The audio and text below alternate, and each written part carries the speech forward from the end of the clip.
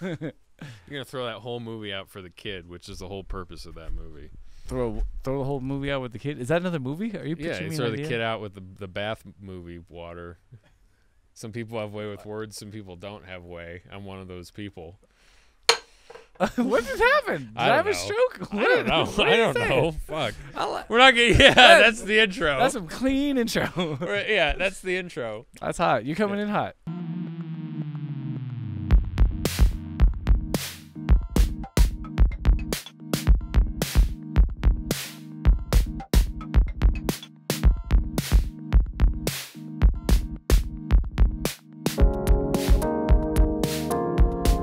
Hello, the Sonic City Council is now in session. Thank you for inviting us into your home, your headphones, your car, your mind. I'm here today with my host and colleague, as always, Davey Sipes. What's up, sir? What's up? Hey, what's going on there, meatbags? Thanks for joining us on this epic exploration of art, industry, and culture from the creative perspective. And Jesse, I think we could say, let's start the show. Call this meeting to order. Booyah. Okay, All right. silent moment of silence for the gavel. Yeah, we got to give You space, hit it so space hard, for the you cracked editing. the table. I did. Yeah. So anyway, let's just get back to our riffing informally. Yeah. It's I always find with these, it's like we're already doing the podcast anyway and we're just talking, and then at some point we actually need to like start things, and then it's just like, where do you begin? Do we really have to start though? No, I don't know. I don't know if we need to start. We don't need to start. It's already started. No, we are eternal. We You don't know, need to fucking start. You never stop playing Starting music. is a pretense. You never stop playing music. You're always on a rest. Tom Waits. You're big on the Tom Waits, I'd say. Hell yeah. Yeah. Yeah. You should do a Tom Waits impression. Anybody this into Tom Waits should do a Tom Waits impression. I can. Girl, you do the waltz in Matilda. Yeah. No. Well, there's that, but I like the. How was it though? What? Well, I can do more of the interview Tom Waits than I can the Isn't it the same song thing? Tom Waits. No, because song Tom Waits is that rain dogs and like all Oh, that. that's a put on? Yeah, it's it's all that like weird mechanical scientist gears clanging voice that everybody loves. But then when you get him in an interview, it's like he's like, songs are just interesting things to do with the air, and it's just like he's very kind of like. It's a Zen riddles and shit. Oh yeah, Okay. total Zen riddles or like That was my hip hop name for a while. It was my rap name. Zen riddles. Yeah, DJ Zen riddles. That's the music. That's the hip hop equivalent to the music joke of like when you say a name like that, then you like for me, I always go, oh, I used to play bass for insert name here, Which is like the music analog of that's what they used to call me in high school, which is my jam. yeah, totally is. Oh yeah. Speaking of my jam, our jam, My jam. hopefully everybody's jam. Mhm. Snailmate is joining us today. Holy golly gosh. Holy Stop the presses. holy jeepers. Holy shnikes. Yeah, holy shnikes. Yeah, Hey Jesse, yeah. what is a snailmate? What do a snailmate do? Well, a snailmate do a lot of things. They do a great live show. They have killer music, which Oh. I don't even know how you would describe it. It's on their Spotify if you look up. Yeah, if you're one of those people that needs a description, I always try to give one. They always suck. So what's the point? Leave it up to the real hipsters who come up with those funny things like Is that how you bandsman toes and is- stuff like that. is that how you describe your own music? Is that like just without getting into it's rock or it's pop or it's hip hop? You just go it sucks. Check it out. No, I try, but I actually prefer to hear a little feedback from what other people think. I usually don't like Yeah. what bands they think I sound like, but I still roll with it. Yeah, Because if it helps people, it helps people. yeah. It's people can come up with some pretty left field descriptions that like this reminds me of like. It's like if someone eats something that you cook for them and they just taste something in there that's not even in there at all. And it's Yeah, sort this of- band reminds me of the time that I accidentally ate salvia. Yeah, like, and that band's called Fish. yeah. Yeah. So Sorry. it's you don't have to apologize. This I just is- like saying sorry. This is though. our council meeting and the people. That's right. and- This is and- our space. You and the- invaded it. I think the citizens who are in attendance they appreciate your anecdotes about wild behavior. Tell me you love me in the comments. I yeah, need it. yeah, I Anyway. need it. I Yeah, want it now. Sorry. yeah. Veruca. Oh, I was gonna say Queen, but Veruca Salt. Oh, that's a Queen song. Well, too. I want it now. Yeah. Oh, that's I heard want that it in a all. commercial That's I today. want it all. Yeah. I want it all. Yeah. Yeah. Good try. That was a good Swinging try. for the fences as always. Dude, We're my, back. My nickname is College Try. You know, Is just it to- really? yeah, That's just, a dope nickname. They called you that in high school? no, but Oh. I mean, it They could be shoulda. just a few credits short. in Yeah, that's some dad joke fire. yeah, That's good. I got a few in my He got some pocket. tricks up his sleeve. Yeah. It's a long sleeve, folks. Watch out. Oh, don't demo. Oh, he's demoing. Oh, they're coming out. Sleeve now. demo, baby. Yeah, you can just see how this That's shirt. so much is. material. Yeah, It's like a dude, normal human's like 3 shirts to Dude. make one of the Jessies. Buc-ee's, man. What's a Buc-ee's? Well, we're going to talk about touring just because Snailmate is one of these bands. that Snailmate. They are on the road all the time. They remind me of that sort of Black Flag DIY ethos where you book it yourself and you just tour relentlessly until the end of time. Mm-hmm. And through Texas, there's this magical place called Buc-ee's that is a rest stop that is not just a rest stop. It's like the size of most grocery stores in California, it seems like, and it's they have pretty good food, like road food that you can get, but their bathrooms are spotless. Oh, yes. And on the road, that is just like a godsend for the number of places you can end up on the throne or in that place, so to speak. So yeah, I love Buc-ee's, and I saw this shirt there and had to have it. It was just one of those road purchases that like I try to avoid that, just that, ooh, that looks cool, but like what am I No. yeah, you don't want to like you end up coming home with a pile of crap and like completely broke at that point. So Sounds like touring. it can be, but I saw this and this was just like seemed like a perfect just I don't know, this just fit the vibe I was going for. Totally. Yeah. No, it's fun. The old jersey shirt style. And so Yeah. it gives you the memory of the time on that tour kind of thing, right? Kinda, and also this like Or the time you killed that one guy at the truck stop. well, I mean, we can't. Sorry, that's off mic stuff. No, that's off mic stuff. We'll Did have it to again. we'll have to have Pull our my beard. fabulous engineer who only gets one shout out in the intro, Give it to him Maximum now. Max Taylor, edit that part out about killing a drifter like Rat Race. And clapsing. All right. Clapsing. And so Snailmate. Anyway, yeah, we're great at segues. We're So great at Snailmate- segues and we're great at intros. Yeah. No, it's Snailmate. I love them to death because it's so inspiring. Like how hard they work, and they've got such a great attitude about just being in the music scene and wanting to help people. And that's where I'm coming from too. Of like, anytime I can help out friends of mine that are in bands or cool people I meet, I love to do that. And it's they're just super down to earth, and like they're I don't know, they're just weird, unique music you don't find anywhere else, and a great show and cool people. It's like the perfect combination for like what I like in a band. So That's it. That's a very apt description. yeah, Super sweet. yeah. Well, I'll quit my yapping and let's get to it. Yeah, let's talk to them fellas.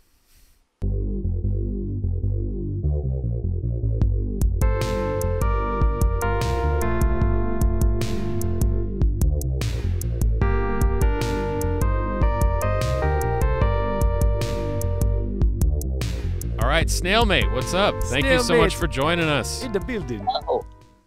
Cool. Thank you guys. Yeah, no, this is we're a few episodes into this podcast now, and we wanted to get a variety of perspectives on creativity and music, and you have definitely a unique perspective on your take on songwriting and your whole process. So it's so awesome to have you aboard on this.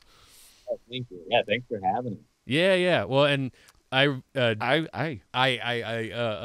through doing this podcast, I sent you the link to the music because you were unfamiliar with Snailmate. I said, what's a Snailmate? Yeah, and I said, well, here's a Spotify, and you can check them out. And what were your thoughts on it, Davey? Well, to be honest, I wrote a little love letter that I just read to Jesse off mic a couple of minutes ago about you guys. But I feel weird about bringing it back up. But long story short, I was really engaged. It's like when you hear a band for the first time and you're like, oh, okay, so I didn't know there was a sound I hadn't heard yet that I was really dying to hear. And I was like, this is one of those again, though. because I just thought there was like so much genre blending, like goodness going on in every single moment of every song. So I was just really just blown away from song one, and just really digging on the whole vibe you guys do it. You know, it's so DIY, but it looks really good from the cover art to just the quality of the music production. So, you know, just a big heart for you guys right now. So I'm glad, you know, Jesse showed me what's up. Oh, thank you so Yeah. much. I really appreciate it. I'm glad you showed him what's up. So, yeah, that's really cool. Thank you. So that makes me want to kind of latch on to like all of the bands I thought of when I listened to this. I was like, I kind of wanted to pick y'all's brain and figure out like, what are we really into? What's the influence situation? Because I mean, obviously you could really rap. You seriously flow. There's like an Aesop Rock situation going with you, Kaylin.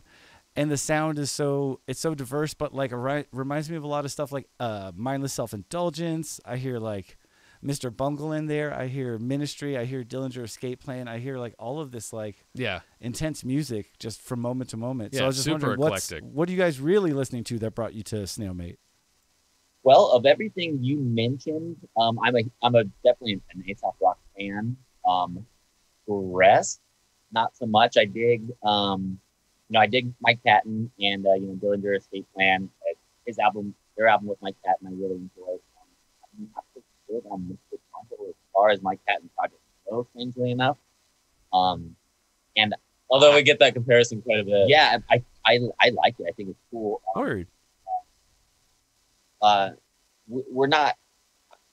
Yeah, I don't know. I liked it a lot. I honestly hate MSI. Like I can't. Well, let's talk about it. Let's get into No, it.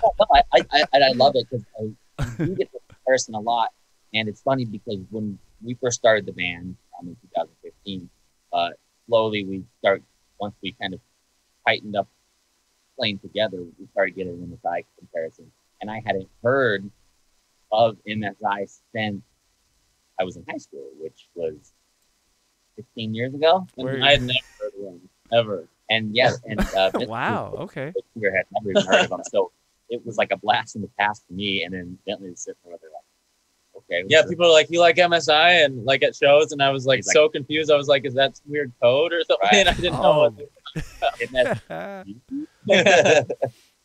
what. So it's funny to get that, so I went back and MSI, and he's like, "No, not really." And I was like, "Well, I'm gonna make you listen to it anyway." And I turned it on, and he's like, "Can you please stop?"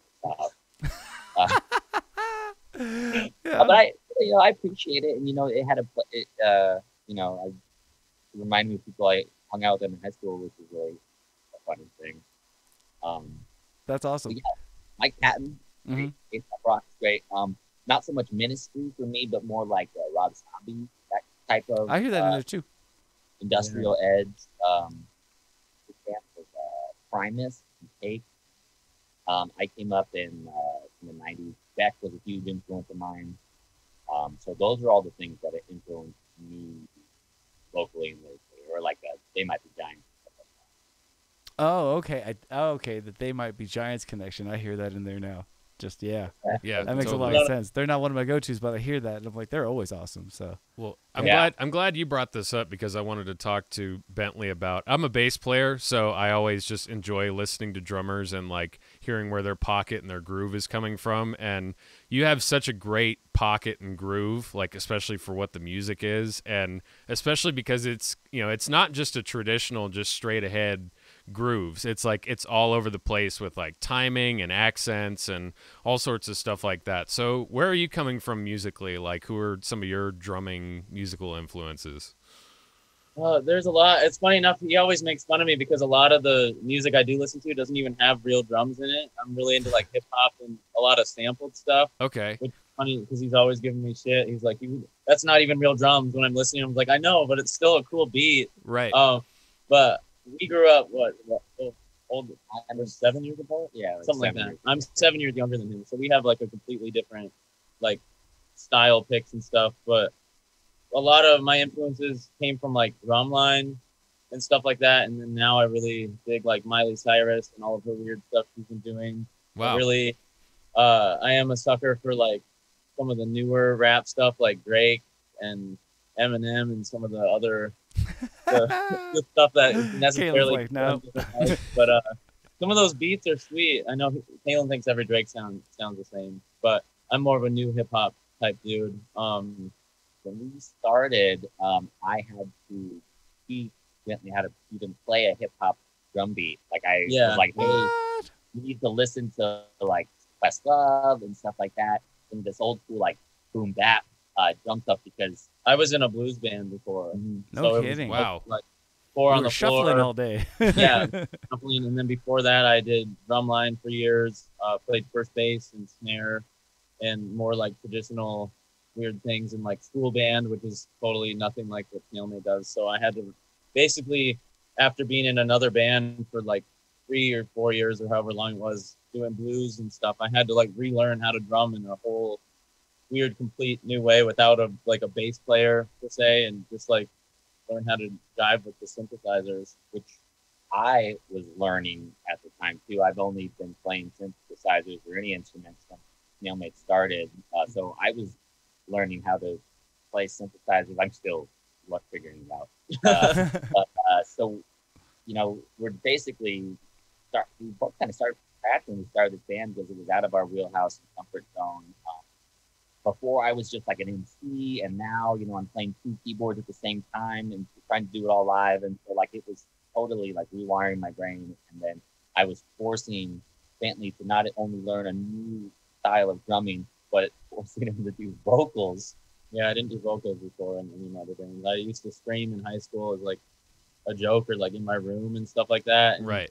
one day at practice, I was like just joking, like screaming. And he's like, "No, you have to do that now." So now it's slowly, as the years gone on, it's more incorporated, and we're working on a new album right now. And there's probably I'm doing more vocals than ever on the new stuff that we haven't released yet. Making him scream, making him sing. I'm making him do some like hype man like accents on like the rapping words, like Oh, ad libs and shit. yeah, and While drumming. all while he's drumming, and Wow. the gears shifting, and it's really fun to make him do things that Yeah. Yeah, it's hard, but now I'm getting used to it. He'll have me start something new and be like, now that you know the song and we have it down with the drum part, now you have to add all these vocals, and then I have to like relearn the song basically to figure out how to do the vocals without messing up on the drums. and it's always the Yeah. same thing. No, I can't do it. There's no way. And now it's good. Well, that really speaks to like how diverse the band is, because like you're coming from different influences, and also just you were both learning new styles, like, and that's cool to hear too, because I think that's the case for a lot of bands that people don't realize that Totally. sometimes it's not necessarily that like you've always played that instrument. It's more of like a necessity of like, hey, we need crazy synth parts, and it's like, oh, I guess I'll pick up a synth and I'll try it. And it's just cool like to just talk about that process of like starting from that place, and then you kind of grow musically as the band grows, and I think it creates more of an interesting sound that way. Yeah, it worked for us, and our new album is, I would say, I mean, it's us for sure, but it's different than anything else that we've released this far, and I feel like we're always evolving and trying to use our limbs more and more as like time goes on. Yeah. Yeah, and yet every song we write, we try to approach differently because we didn't have like an ethos or like a game plan when we started making music. So we just we wanted to every song we're like, well, I guess we'll try this, because we don't. I feel like every song we're just, like I said, starting from scratch. Word. A lot of time. That's some cool background though, because you would think that oh man, it's like it's so good it almost makes me think the way I do things, like, oh, it must be by design, but instead it's just this organic thing of these two cats just getting down, Yeah. just jamming it out. That's Do Yeah, you guys really. jam a lot on this stuff to produce the music, or is it more like doing it in the studio based way? Like, how do you guys like to come up with the songs? Oh, this last album we've been working on it's going to be our second full-length album. The last thing we released was a 4-song EP, but this last album we've been working on for 18 months, probably. Yeah, Wow. A long on the flip of me, having, still learning how to play synthesizers, it takes me a long time to write music, and then we learn how to play and we arrange the song, and then I have to write lyrics, which I think takes me the longest. It takes me a long time to write, the verses and everything, and then to train myself to then perform the verses while playing all the key parts live, it's a long process. It's not as organic as, I mean, sometimes the instrumental of a song will come together really quickly. We'll be jamming. Oh, we're onto something, so let's finish this.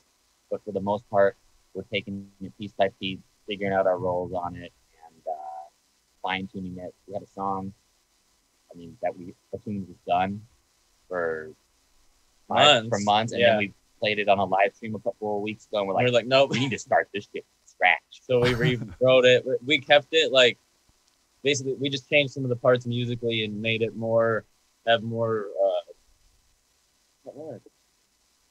like dynamics, like up and down volumes. Yes, dynamics. I was like, what's the word? We changed it. There's more dynamics, and we basically like rewrote half of the musical parts, and now we love it. But like sometimes you have to play it live to like figure it out. So right now it's weird because it's only live streams, but we kind of get the same idea and we can watch it back at least. But normally we would try stuff out like at a live show, and then sometimes go back and change it again. And we don't use any tracks at all, like no backing tracks or anything.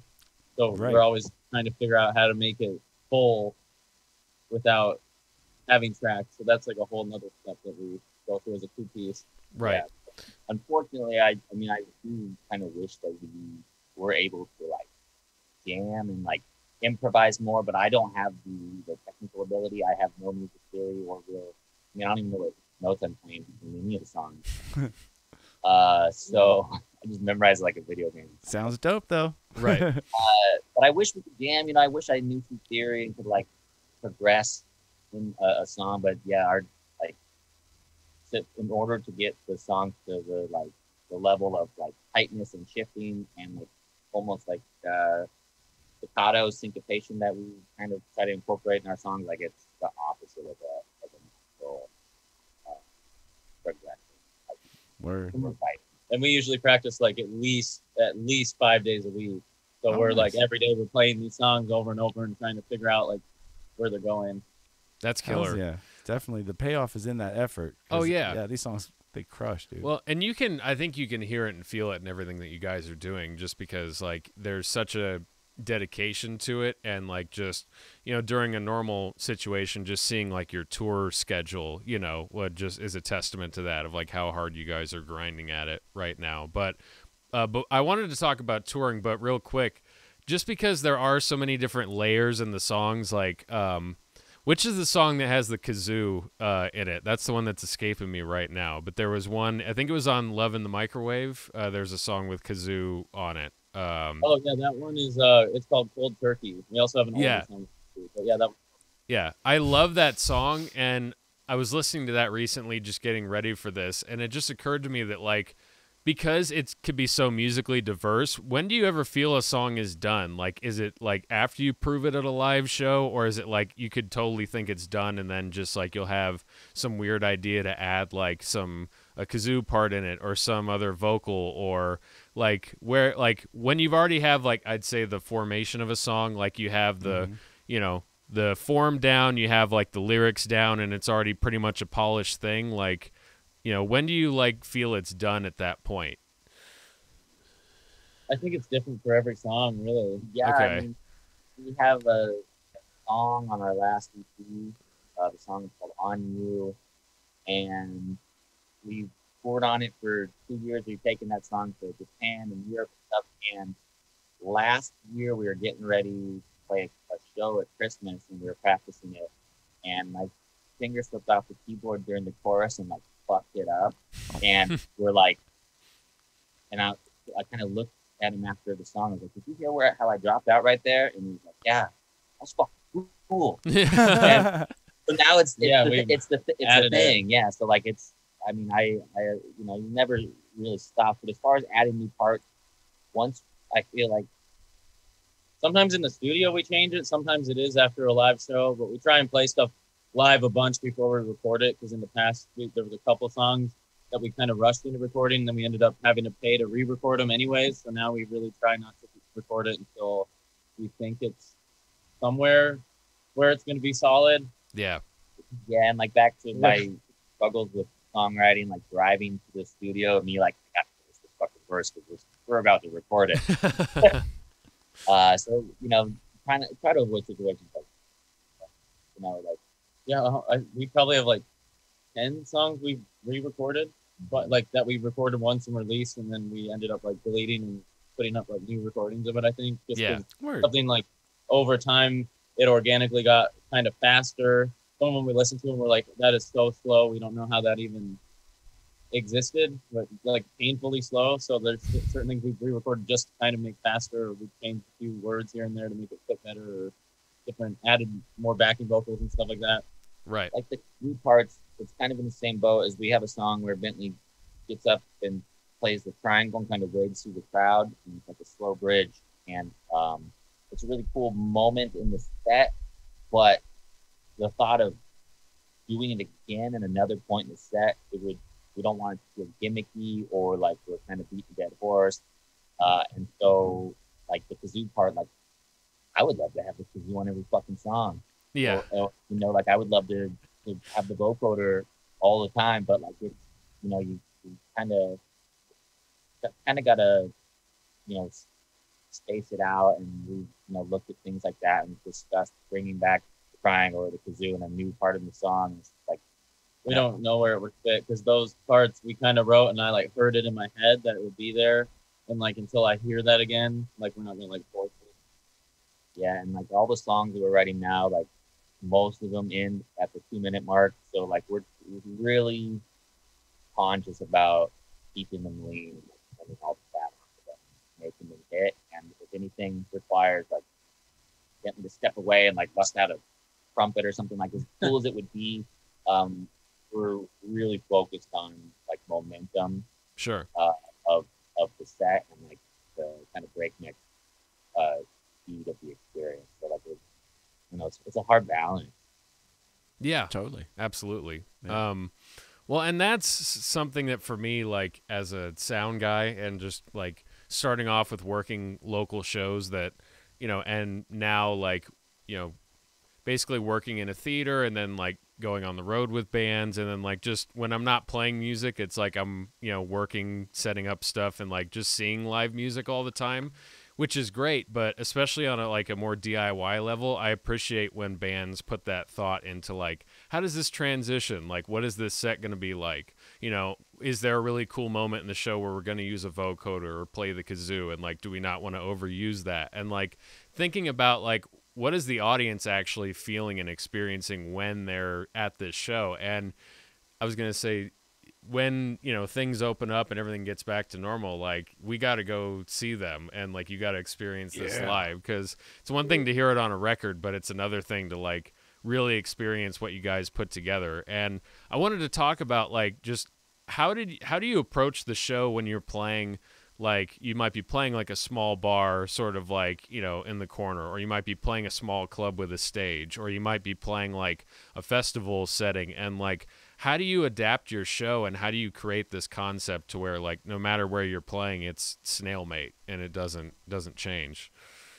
We really try to just play like there's 10,000 people there every night, Yeah. even though we've never played to 10,000 people. But Yeah. We try to perform like we're playing for 2,000 people, but we set up and play on stage like we're at, you know, like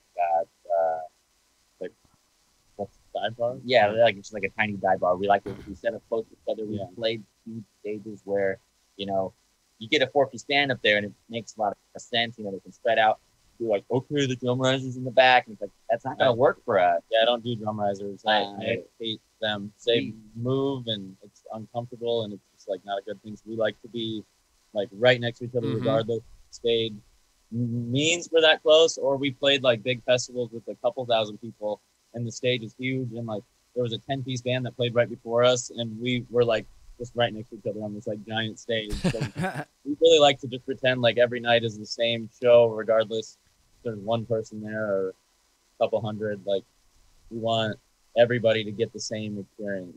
Right, and we're almost, you know, as you know, speaking to a sound guy, we're almost stubborn in that regard, because we've had people like, oh, you know, we put it like this, or you know, oh, my mics are back there on the drum riser. Like, I appreciate that, and I don't want to make any extra work for you, but like, can we both set up and on the stage? Or if the stage is like really high and rickety, it's like, can we set up in front of the stage on the floor? Like, because then we can be tight and next to each other, and I feel like it really kind of enhances the impact, you for the audience as well to see us kind of operate in the way that we practice. Like we have a whole practice room, and we are very close together. Yeah, like and plus a lot of stages and stuff, or like drum risers especially, are broken or wobbly and everything. So any chance to get to not play on a broken stage, if we can play on the floor and not even, I don't care if my drums are mic'd, they're loud, I hit really hard, they don't really need to be mic'd, and I would rather miss out on my drums being mic'd and not be on a wobbly stage, because I'm not going to be able to put on a good show when I'm stressed about my drums moving all over the place the whole set. Sure. Yeah. And it it's funny because I think looks can be deceiving to where you guys are, moving around and going pretty crazy, but I'm sure that like, while you're drumming and sticking your tongue out and head banging and screaming, that in the back of your mind, you're like, oh, did that just move? Like, is my kit shifting right now? Holy shit. And it looks like you're in the moment, but you're thinking like, oh wait, like, is this going to be an issue right now? And like, it can throw you off, and it can like, I think people who don't gig on a regular basis, like they're not really aware of things like that. That like little stuff like that can stress you out and take you out of the moment during a set.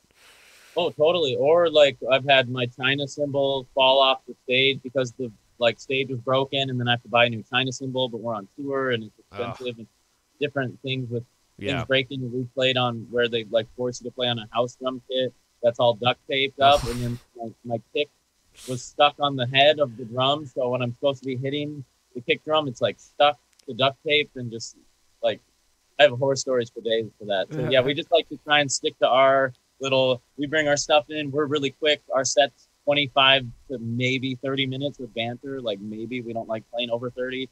So like we get in and out real quick, and we just like it to be a real fast thing. Tons of people are like, you didn't play long enough, and I would much rather have people say we didn't play long enough than for someone to say we played way too long. Absolutely. Yeah.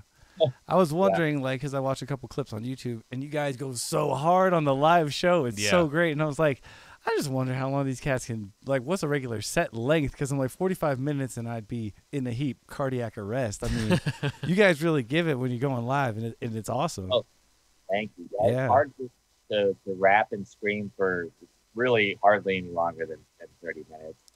And that's how we practice, too. Like, you'll never hear us on stage, like, oh, what do you want to play next? Like, we know we have the set list out. Fuck yeah. That's how we practice. We dance. Bentley, it's expensive to even practice because Bentley's going through sticks. Just in quarantine, I've gone through I have an endorsement too, so I get my sticks for like $4 a pair. And since quarantine, I think I've gone through like $400 worth of sticks. Oh, geez. Damn, bro. It's all the time. Yeah. I break keys at practice. We sweat. Like, we really try. I mean, but we have fun. Like, we're making faces at each other just like we do on stage. Like, we have fun doing it, and we're gonna play hard no matter what. So hopefully, when you see it, so you can have fun too, and like feel that Bentley and I are having a good time. Yeah. Oh, it's evident. I mean, yeah, on the video you can feel it. Oh no, it's totally evident. And I was gonna say, do you have a video screen as a regular part of your show, right? I've seen that. I think at least when I've seen you out here, there was video, and I don't know if that was a one-off because we have a couple guys that do video for bands that come through and they set up a screen. Guys. So, do you guys normally have that as a part of your set, or? We always have like a standard, like we have a sheet every tour. We like paint a giant like white sheet, and then we have our own lights that we like click on. So it's like a bunch of like those little laser lights and twisty lights. Yeah. Like Halloween, we have little bats in there and stuff like that. So yeah, we just normally do like a little light set. Yeah, it's a little light set that comes on the second we start and goes off the second we end. So it kind of punctuates it. It's not super psychedelic, but it's it's not programmed anything because we don't have tracks. So it's kind of like they're all sound automated or whatever. Like when we hit, they hit. So right. During quarantine and our live streams, I've set up a green screen behind us, and we've been able to kind of play with that and have things going on behind us, but we don't have any sort of projection to do it live.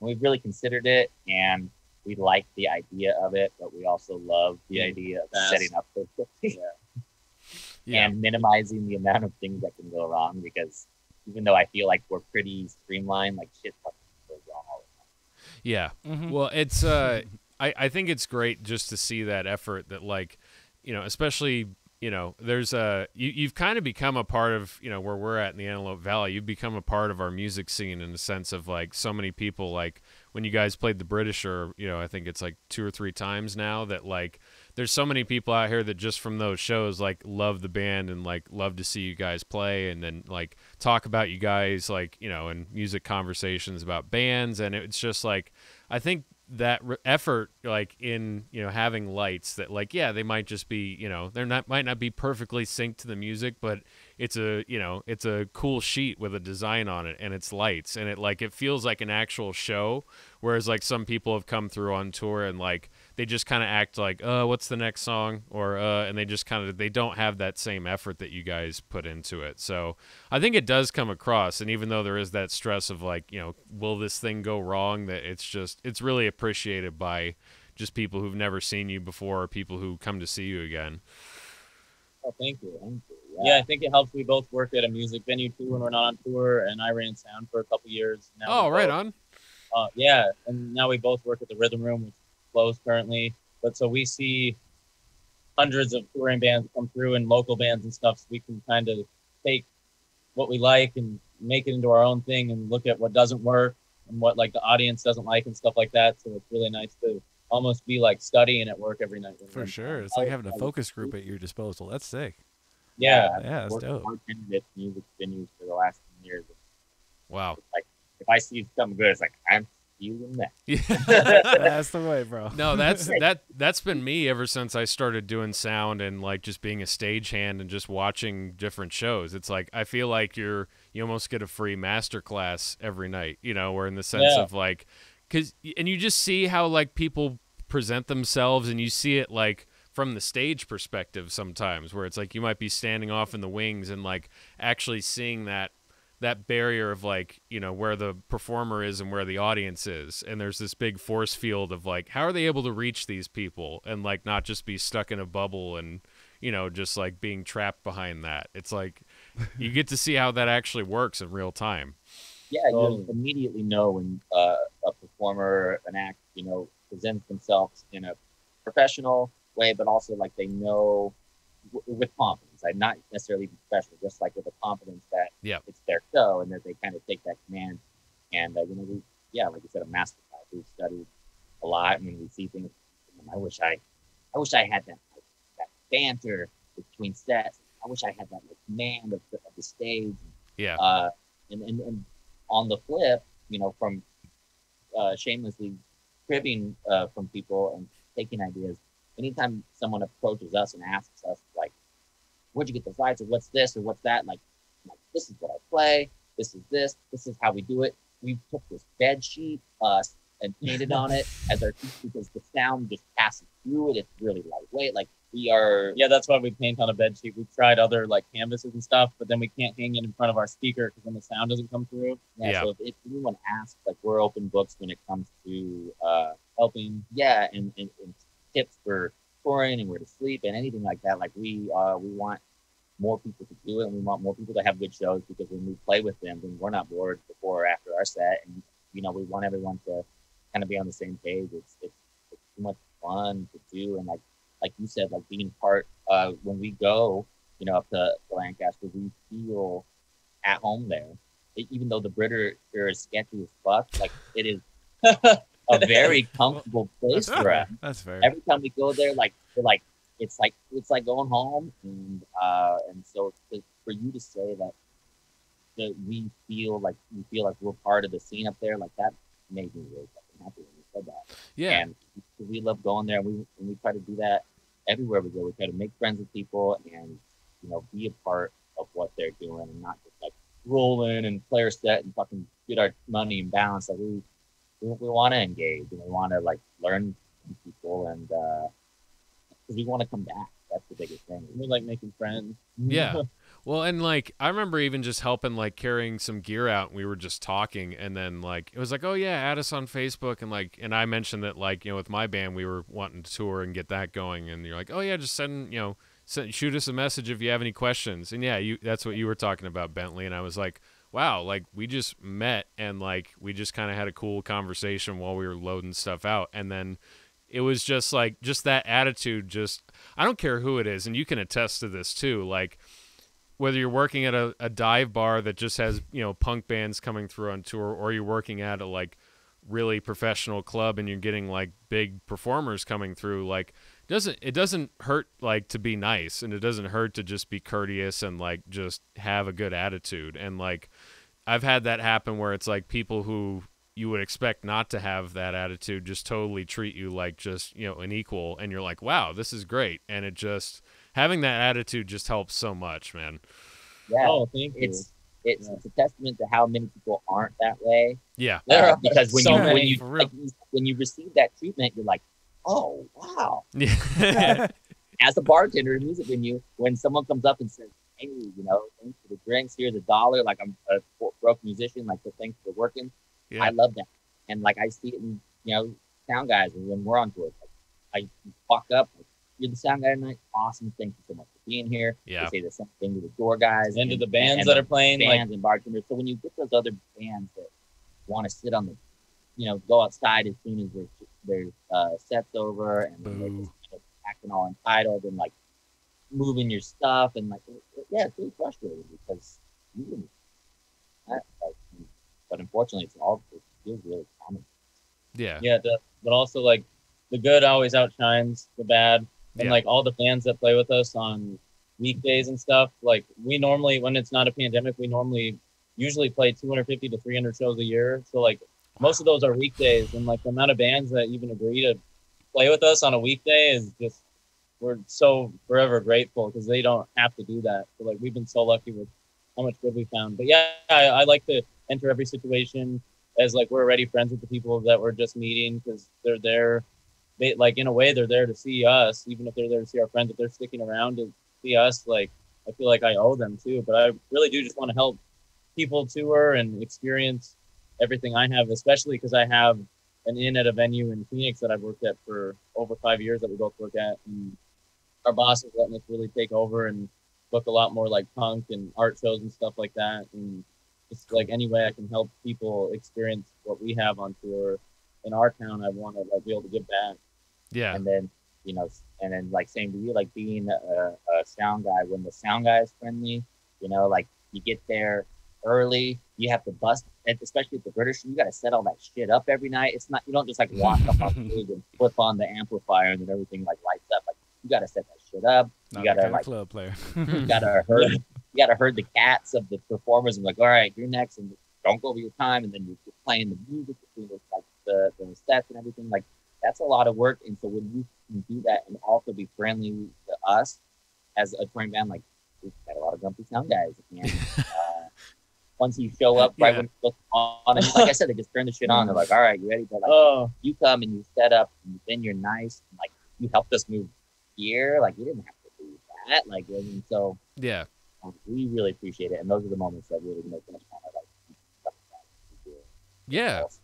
Yeah, absolutely. And that was, you know, for me, I wanted to be treated that way, of just like, you know, having that friendly thing with bands that would come through, and like, and I figured that like they're not going to give that to me if I don't give that to them. And also like, I'm also a musician too, so I get it. And even at that point, I wasn't touring when I was doing a lot of local sound. Well, I mean, doing the punk show kind of sound, because there was What does punk show sound in the well, like? there was like I played a lot of punk shows and I don't remember anything. It was but the plugging mics kinda- into my bass amp and blowing out my speakers. Yeah, it was the kind of show like, because I work, there's a performing arts center in town, and I've been a stagehand there for a while now, and, you know, help run sound there. But when I started, I did sound at a Moose Lodge in town that, Oh, like, Jesus. basically it was, you know, right around the corner from the Britisher, and it was like, I did sound for bands like Voodoo Glow Skulls and, like, Casualties and, like, who else?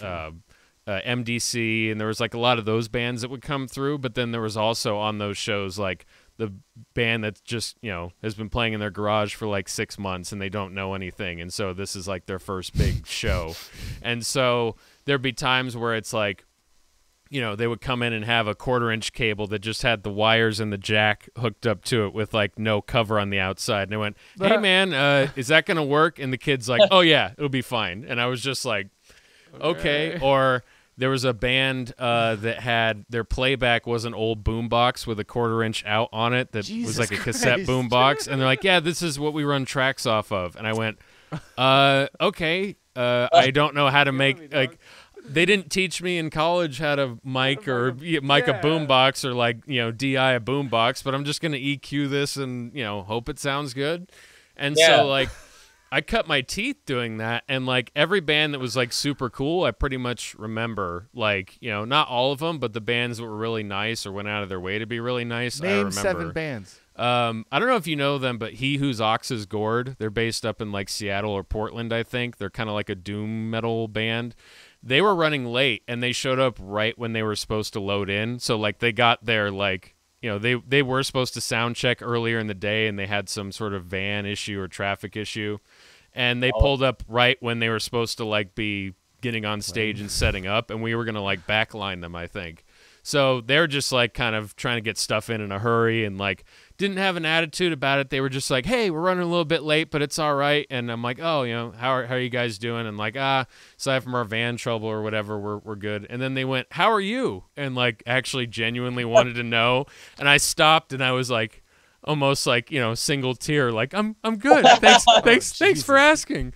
Cuz there's just so many times where people were like, it's like, "Oh yeah, like, just, like whatever, I don't know." It's like, "Do you need anything in the monitor?" You're like, "Yeah, turn it up." And it's like, "Yeah, okay."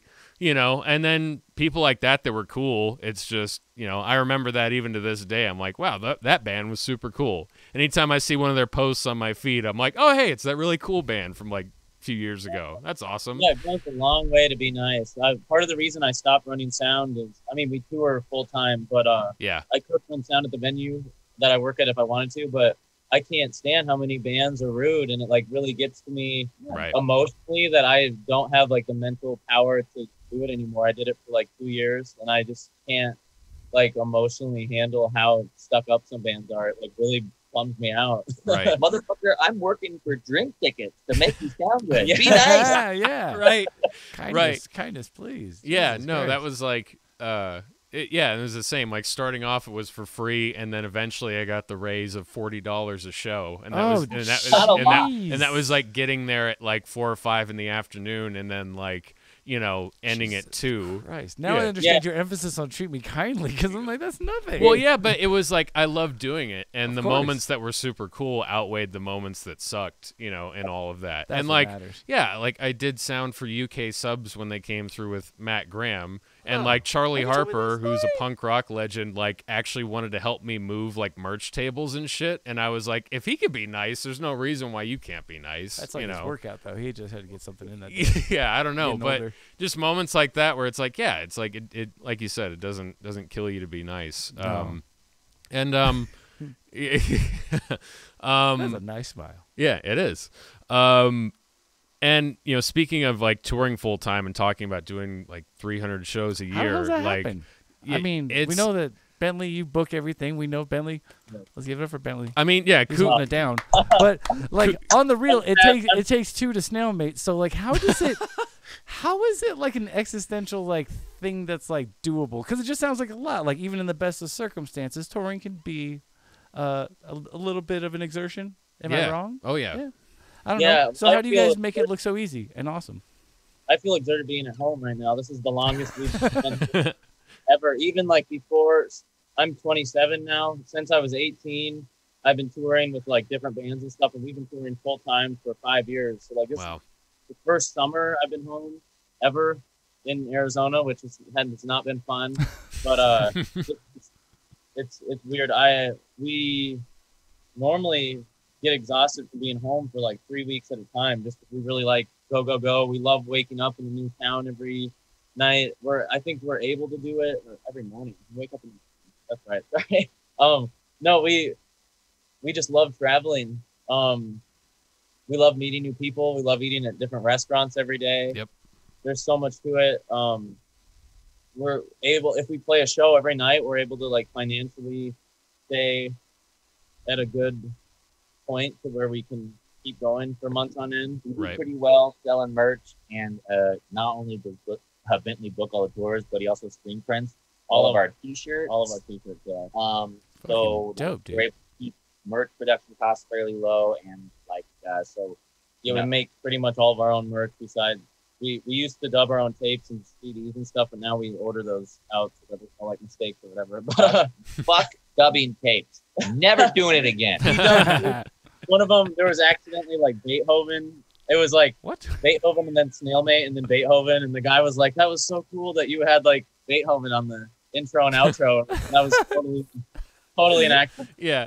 And you went, yeah, like totally. That was a weird experiment that we were messing with. And you're like, Yeah. how the fuck did Very Beethoven deliberate. end up on here? I'm on guard Uh, now. You Yeah. can use that shit though, right? I mean, isn't Beethoven like public domain? Like you could use I think it. I don't something. think I think it was fine. nobody But, sees it. yeah, we just love traveling. We love meeting new people. Yeah. Right now it's been really hard, but it's really easy as far as a 2-piece. I've toured in like 4 and 5-piece bands and stuff, or like 5-piece with a roadie. But like the 2-piece, we're able to financially like be able to feed ourselves at least like one hot meal a day. We sleep in the van every night, so we don't waste money on hotels. Wow. We really do it like the dirty way. We shower at Planet Fitness. It's all very like strategically planned out, so we can do it for months and months at a time. And shout out to the music venue we work at, because they do let us go on tour for like 6 months and then pick up shifts when we get home. So we're very That's supportive. That's cool. It's awesome. I wish they don't fucking close down. I don't think they will, but yeah, I run their website and stuff from the road too, so I get like $100 a week to run their website, social media and stuff. So it's been a really good gig for Turn the us. light on. I don't want to stand Oh, up. I'm the in my sun's going underwear. down. Yeah, it's getting dark in Arizona. I was gonna stand Yeah. up, but I'm wearing boxers. Hell yeah. I Well, mean, that's cool. we we come to blows on tour. Like it's not always sunshine, and Yeah, there's been days where we have like $40 left, and we're like, do we have to go home? And then it's always just worked out. So Yeah. The longer tours are better. The first week, the 2 weeks of tour, every day it's like, oh, I just want to be home again in my bed. But then after like week 1.5, you get this momentum, and you get every day it's like doing this again. And then so by the end of it, like it feels really good to be out and every day, like you have the energy. And then coming home, that's when it gets hard. Is like you get that post-tour depression. Yes. But then you kind of settle in, get comfortable with your bed and your pets and your refrigerator. yeah, I really do appreciate a good refrigerator from not having one for so long. But For sure.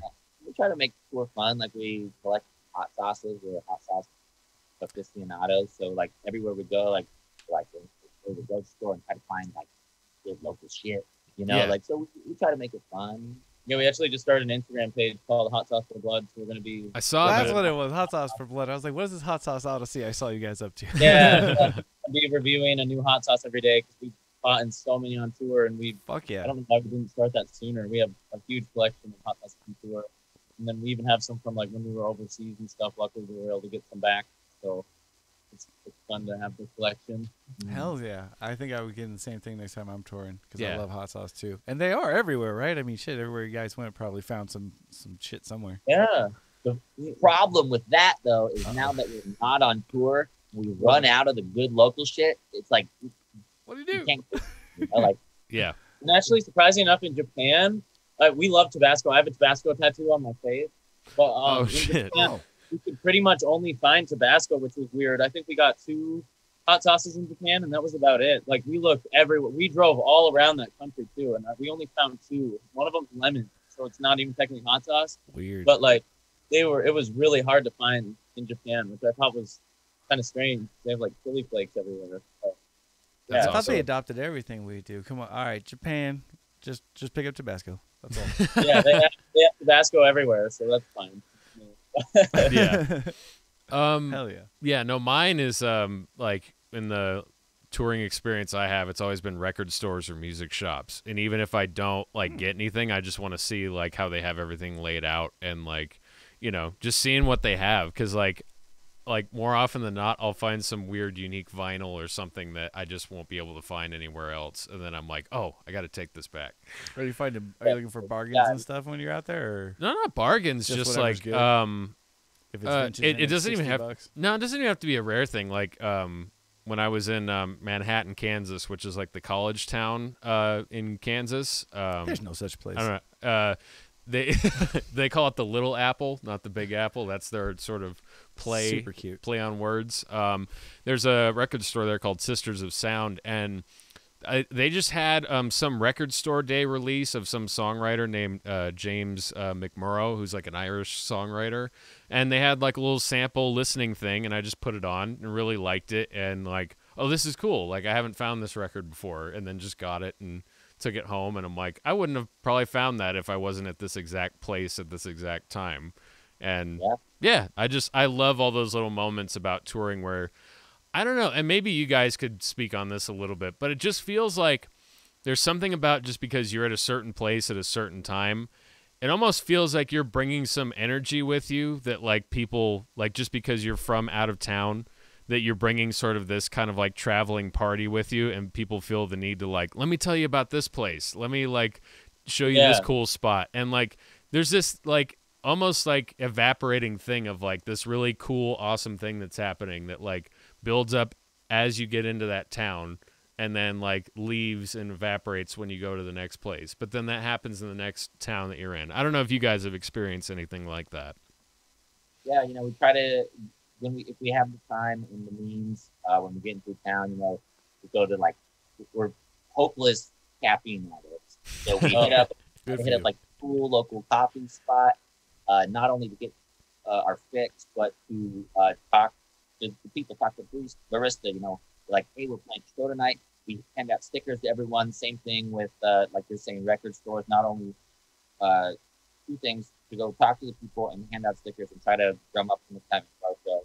Yep. Also find some local flyers with band names on them. So next time we come to town, like we have more bands to like hit up and try to get to play with us. Like, so same thing. Even if the town has nothing but like a guitar set, like we'll go there and like meet the people that are working. Because it's like, Yeah. we got to go tonight. Like, but we're from out of town. Like, so we're always working when we get into town. And it's a great way to see the town and meet some people.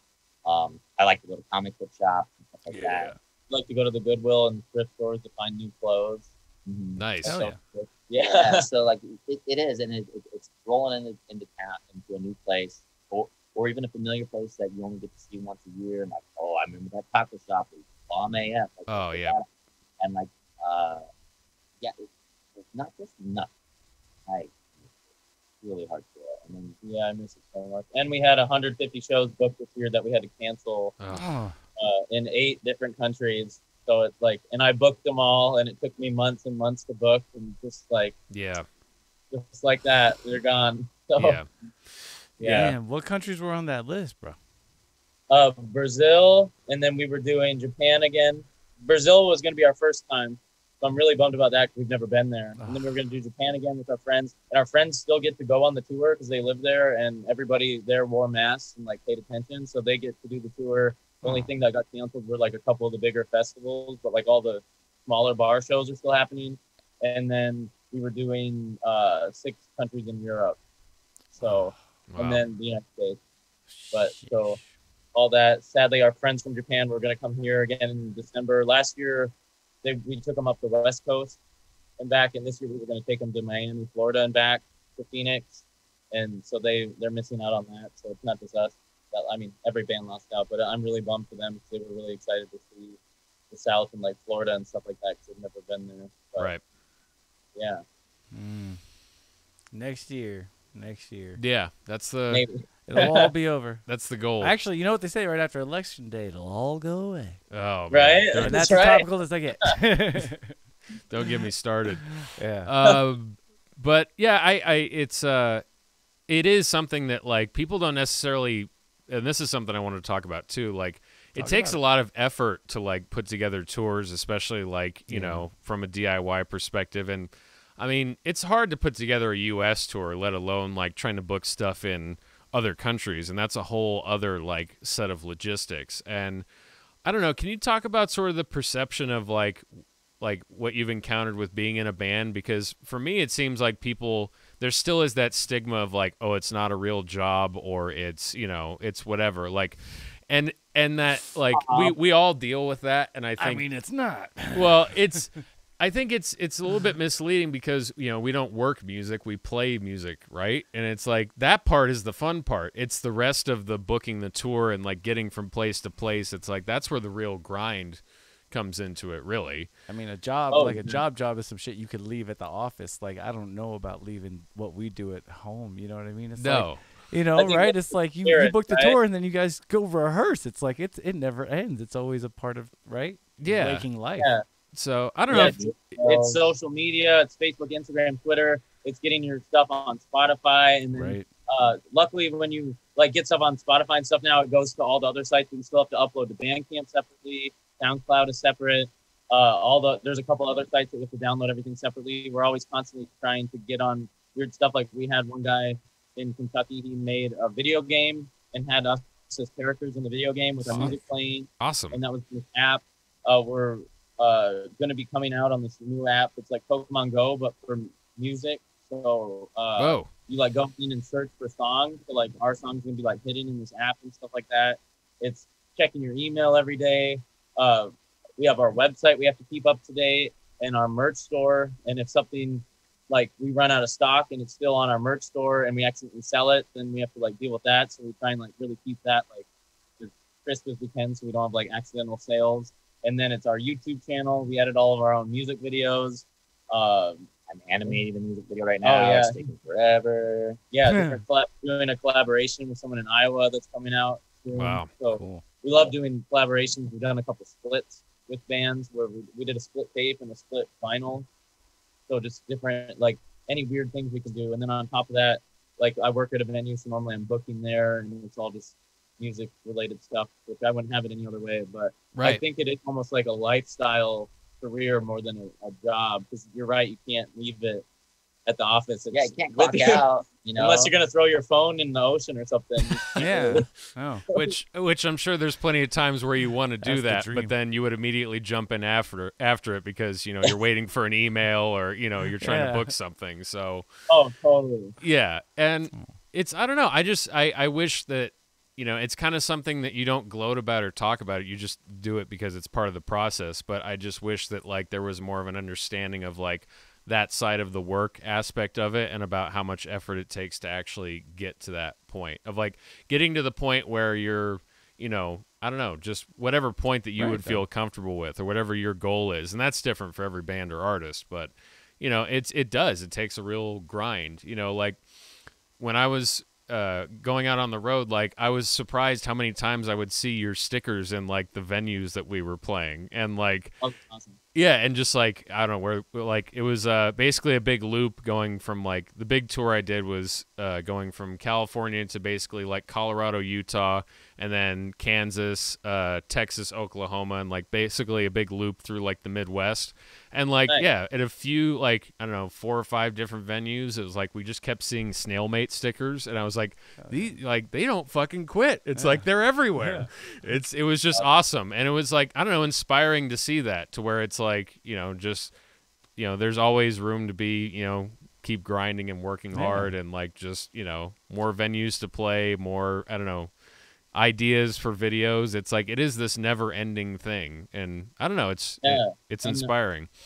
Ideas for merch and T-shirts and stuff. He's constantly pumping out ideas, and then I screen print everything. So he'll order the screen, and then I'm in the garage with a gas mask printing everything. Sometimes before tour, I'll be out in the garage until like 3 a.m, making sure we have enough shirts to go the next day and stuff like that. But Yeah, I wouldn't have it any other way. I love every moment of it, even when I get frustrated. Like it's all for a bigger picture, and it's like what I want to do with my life. Yeah. all of Good for you, relationships suffer because of it, like because it becomes an identity.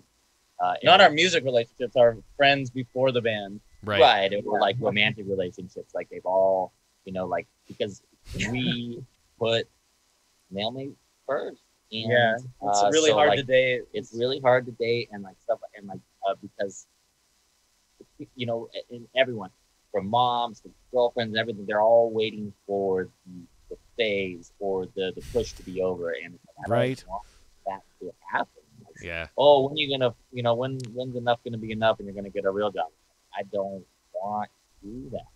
It's Yeah. like, and some people will think it's, you know, immature or whatever, you know, it could be their 30s, like still like chasing, running down the dream, and like. But like, you if know, they knew but, how like, much work you actually put into it, they wouldn't think it's immature. Most people don't Exactly. understand. and Yeah. I'm happy to be broke. You know, I have so much fun playing music. Like, Right. there's nothing like Being that. broke keeps me optimistic. It's the only thing that does, I think. Every time I get money, I get like, oh, fuck. Right? How can I get rid of it? Yeah, I gotta just give this away to some dude on the street. Man. just bum me out. Yeah, no, I think you're 100% right with that. It's you know, there always seems to be this kind of thing where, you know, for everyone else it feels like a phase, but it's like you don't understand, because it's like when we were in fucking, you know, I don't know, I'm trying to think of it, Tulsa, Oklahoma. It's like we had this crazy experience that, like, now when I'm back home, it's like things just aren't like the same, in the sense of, like, I don't know, just Will random. they ever be the same after Tulsa? I don't know. It's like that's, you know, random places, but it's like, I don't know. Do you remember when, was there like a definitive moment where like your psyche or perspective kind of shifted when it came to that stuff? Because like for me, just getting like, I've done a lot of weekend stuff, and then I've done like, you know, a couple things where I've gone out for like 2 or 3 weeks, you know, doing like either tech related stuff or playing stuff, and like I'm dying to do like the, you know, 3-4 month run, you know, where it's like you're just out there for like an extended period of time, you know. Like, do you remember a moment, like if there was a specific one where like you just realized, oh shit, like I can't do anything else, like this is it, like when it comes to touring, like, or Yeah. For me, that was a long time ago. That was on my first tour when I was 18. Yeah. My old man and sister, we went. We had no idea what we were doing. I booked the whole thing. My plan was originally to drive across the country and put up stickers for my band, and that was it. Because I didn't understand that you could like DIY tour. Because I was like straight out of high school, and then I ended up just like hitting up venues. And I booked a whole tour from Phoenix in 30 days. We went from Phoenix up the West Coast to Vancouver, Canada, all the way to Montreal, Canada, and then down the East Coast through Texas and back to Phoenix in 30 days. Most of the drive were like 10 to 12 hours a day, because I had no idea how, like on a map, things look very close together. And when you don't like know anything about anything when you're that young, like I just thought it would have been fine. routing is real. Been there, dude. Yeah, Jeez. but so basically that tour, we got home, and the rest of the band was kind of like, that wasn't that great. And I was like, that is literally what I want to do forever. Yeah. So I think Right. it's pretty much right away. I'm so Yeah. with you, Bentley. Like, doesn't Texas look like it's way closer on the map, bro? Yeah, That's it like really San does. Antonio's not far. Everybody, Yeah, it's far. It is far. South by Jesus. Southwest. Yeah, people Right. from Phoenix just drive straight to Austin for South by, and I don't think until they do that drive they understand what that means. Yeah, That's such a haul. Once you pass El Paso, man, it's just This isn't a diss, but it's easy to forget about New Mexico, that it's like, oh, there's a whole nother state, and then Texas is like 2 states in one. So it's like by the Yeah. time you're getting to your destination, I it's a just lot came up of. with like 5 slams, and I'm gonna let them all slide. I'm gonna No, let, I I'm gonna love- let New I- Mexico breathe. No, I love New Mexico, Land of but enchantment. it is just like you kind of just forget that that's a buffer between, like, you know, It's getting just to a- the Midwest, and it's Place like, to get a pit stop. yeah, and it's like, you know, I love green chili, man. It's like I love stopping there any chance I get. Is green chili big where y'all are at, or no? What'd you say? Is green chili big where y'all are at in Arizona? I know it's more of a New Mexico sadly, thing, no. but I is mean- it bled over? It's a good Mexican food, but it's I mean Not it's green not chili. like half green chili. Or like Albuquerque, Santa Fe. And That's a like, whole nother and then even up in the Colorado, like good green chili, like with the stew. Oh God. Yeah, sadly here we have a different. What is our stuff? Arizona Mexican is a Oh, you got Beer. Sonora hot dog though. You got that bacon wrap hot dog, right? Y'all fuck with that, right? That's like the last time I had one of those was out there. That was Yeah. pretty bomb. Well, and you have one of my favorite tour stops out in Arizona is Backyard Taco in Mesa. That place is so good. It's like I don't know if it's like not a Tex-Mex. Are you but schooling it's like- Arizonans on their shit right now? Well, I don't know. I don't know if it's everywhere, Y'all know but about that one or no? they Oh, haven't. we've never been there. We don't. We also don't really, because we live here. We don't like travel the city like that, I guess. For sure. Oh, I gotcha. Yeah, if you get a chance, check out Backyard Taco in Mesa, because there's a friend of mine that lives there that's his favorite spot, and yeah, it's I guess it started off as like this guy who came here from Mexico was just cooking in his backyard, and all of his neighbors found out about it, and they told their friends, and like he had like lines going down his street for his tacos, and then he eventually Oh. opened up an actual shop.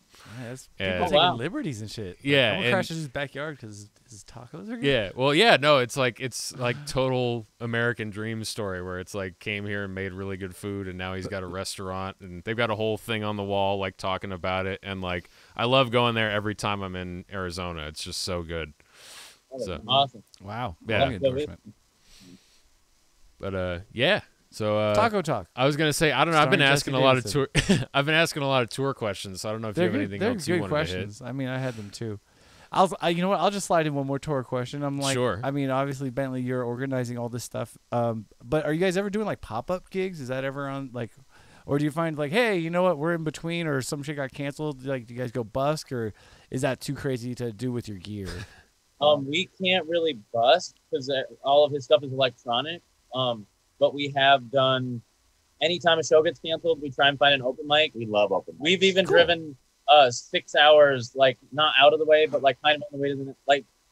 If we had a gig that got canceled and we can find an open mic within 6 hours that makes sense for the next gig, we will drive that day to like get to the open mic to play 3 songs.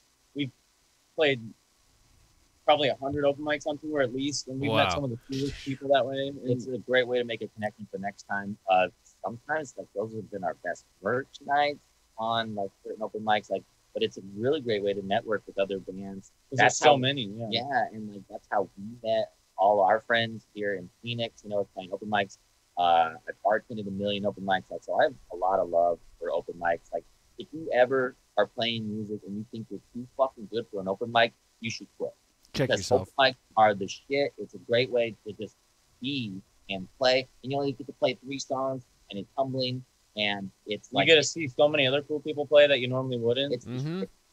yeah, we love open mics. And then we've done some like skate park shows. Yeah, or if we can swing in an open mic before our real set, Yeah, we'll do we'll that. do that. Like, we love that. That's So awesome. we try to Yeah. pop up every time. I wish we could bust, but yeah, like it just- We've tried it just with his setup. We can't make it work without electricity. yeah, and he can't not be loud as fuck. So Yeah. That's cool. Yeah, I can see that. How that might be tough. Yeah. To watch this dude play. Yeah, Plus, we did totally. play that one. We played this secret show in Chicago once Oh, where they wouldn't even give us the address to the venue. It was like a secret comedy show type thing, but they have a music guest every week. They gave us coordinates to a street corner, and they were like, "Meet us at these coordinates, and we'll like tell you where to go." And it ended up being up in this attic, so we did do more of an acoustic set for that because it was like this tiny space. But we had planned ahead for that. Where I played like a cajon. He had one keyboard, but there was still like he could plug in his keyboards. We Gotcha. went to the Guitar Center and bought a cajon, and then we returned it after. The next day. that's right. Wow. Thank Yeah. you, Guitar Center, not a sponsor, but we love that 30 day. Hell Y- yeah. That has saved us on tour so many times. It's fucking A, Yeah. man. That's the Benny. Yeah. Well, So, but I'm sorry, I gotta cut in one more. I was No, like, go ahead. Go so for I it. mean, I'm a dick, so I'm gonna bring this up. But I'm like, Kaylin Lander, Bentley Monet. I'm like, these are very cool names. They're kind of like names, frankly, from the Star Wars pantheon. Are you guys Star Wars fans at all, or what's your I like go-to? I like Baby Yoda. Yeah, I fuck with Baby Yoda too. Mandalorian's sick. But yeah, Bentley's cat looks like Baby Yoda. Yeah, she does. right yeah, on. yeah. What's up with that Cat cat? on my shirt. Is she the hairless? Oh, she's there.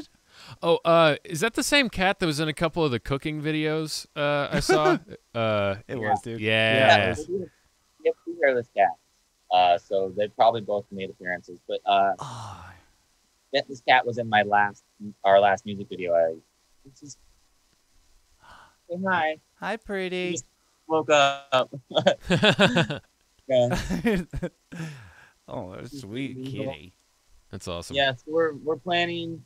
We have a tour van already, but we're actually gonna plan and buy a bigger tour van. I'm gonna trade in my car, and hopefully they can tour with us. They're gonna get like AC and stuff in there. So Hell yeah. Gotcha. Get those Mhm. cats their own Instagram. They're gonna be Yes. you guys big Yeah. time. Everybody loves that shit. Yeah. Yeah, I What's like- the thingy? I like it's Star Wars. reconnecting. I'm stoked for the new Mandalorian season. I know, right? I think what the 30th or something. Yeah, it's gonna be dope.